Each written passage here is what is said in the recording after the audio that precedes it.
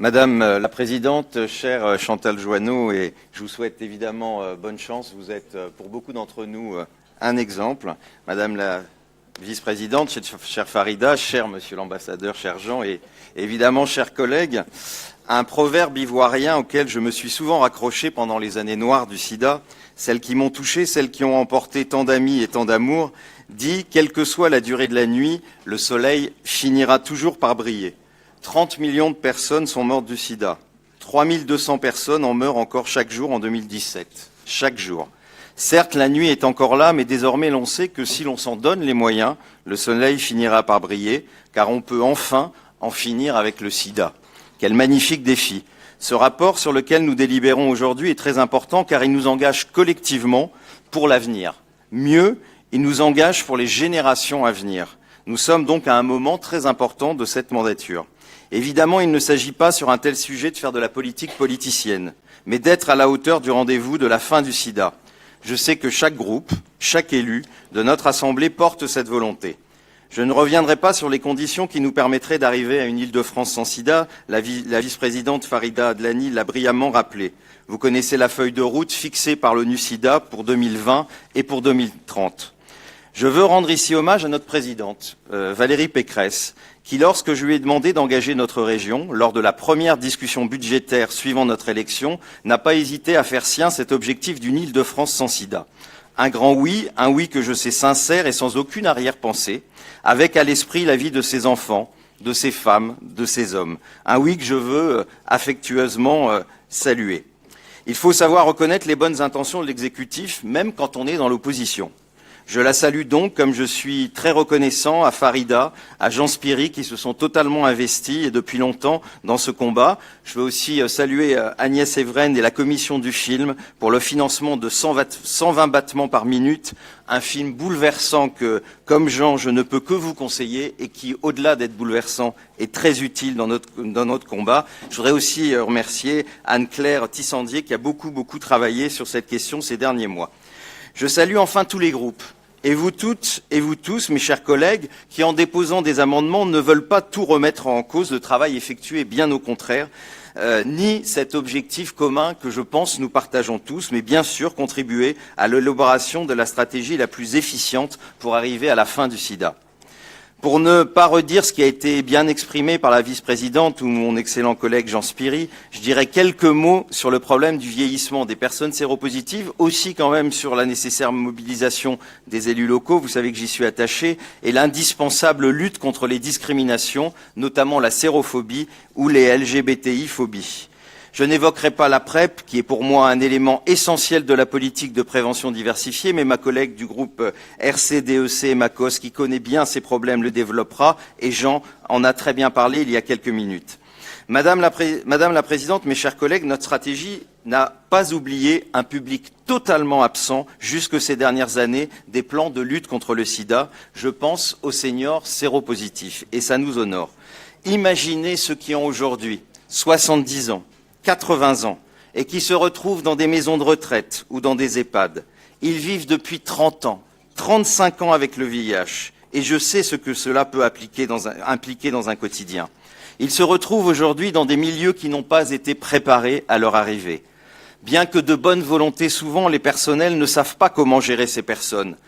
Et lorsque le bruit court qu'elles sont séropositives, elles font face au rejet. Un rejet brutal et naturellement très souvent humiliant.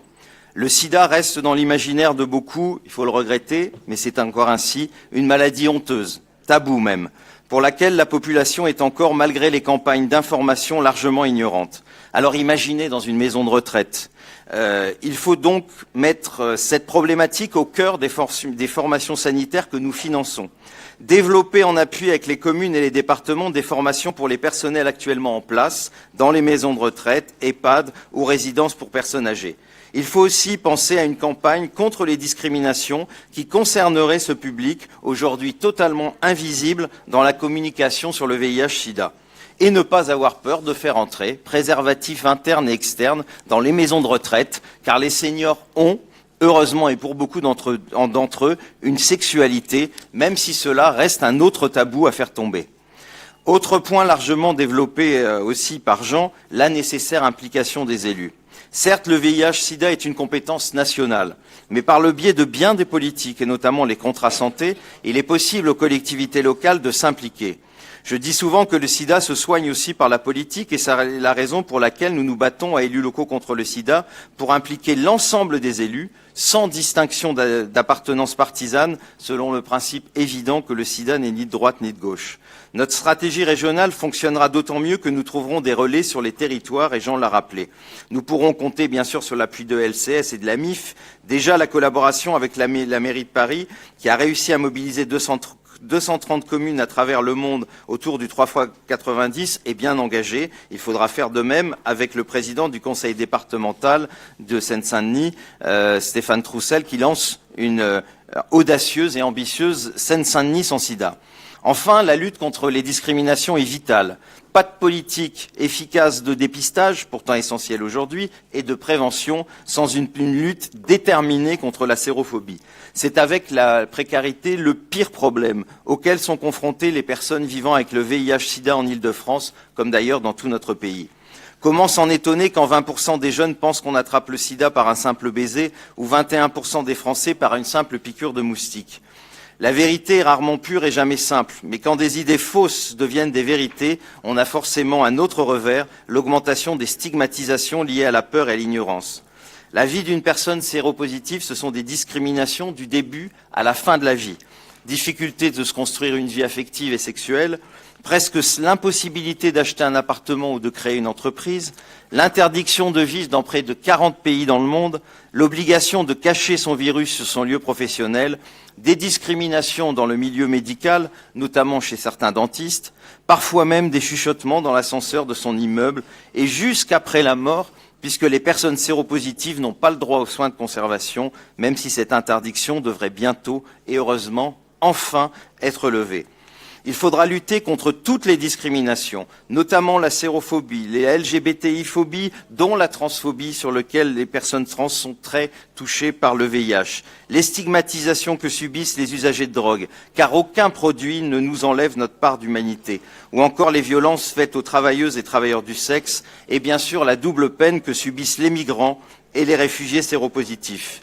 Philippe Séguin disait à juste titre, pour vivre ensemble, il faut désormais bouger. Alors acceptons nos différences d'âge, de génération, de goût, d'approche ou encore de mœurs, nous dirions aujourd'hui de pratique, et, poursuit Séguin, essayons de les rendre compatibles. C'est tout l'enjeu d'une politique efficace contre les discriminations. Le CRIPS a mené sous ma présidence des campagnes contre la sérophobie. Avec Jean aujourd'hui à sa tête, elle en mène de nouvelles. Il faut en faire sans tabou, sans moralisation. La moralisation n'est pas compatible avec une politique efficace de prévention. Mais il faudra aussi être vigilant pour que le CRIPS, et nous le serons avec Jean, ait les moyens financiers pour mener cette politique ambitieuse et volontariste. La région, et je l'en félicite, veut lancer des opérations de testing. Elles seront très utiles pour les personnes séropositives, discrimination au travail, à l'hôpital, dans les maisons de retraite, etc. Les appels à projets devront être largement diffusés auprès des associations de lutte contre le sida afin qu'elles déposent des dossiers, car beaucoup d'entre elles ont la compétence et l'expérience pour mener des campagnes efficaces.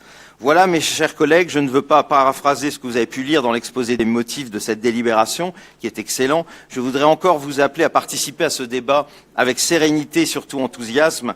Le dicton de Confucius, c'est au plus noir de la nuit que l'aurore est la plus proche, ne s'applique plus à nos pays occidentaux.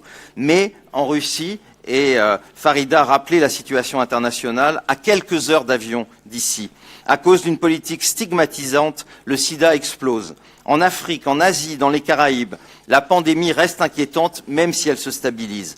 Il ne faudra pas oublier dans notre politique de coopération, car il ne peut y avoir des malades qui vivent au nord et d'autres qui meurent au sud, comme le dénonçait si justement Jacques Chirac. Je ne peux terminer cette intervention sans penser aussi aux homosexuels tchétchènes, à ceux notamment qui sont aussi séropositifs, qui font l'objet d'une persécution inadmissible, incroyable, inhumaine, intolérable aujourd'hui. Et permettez-moi en conclusion, et en hommage aux 38 millions de personnes qui vivent aujourd'hui encore avec le VIH, de citer ces quelques phrases d'espoir qui vous feront peut-être sourire, de la chanson de Gloria Gaynor, I Will Survive, qui fut le tube des combats LGBT et celui que chantaient les survivants du sida dont je fais partie à l'arrivée des trithérapies en 1996.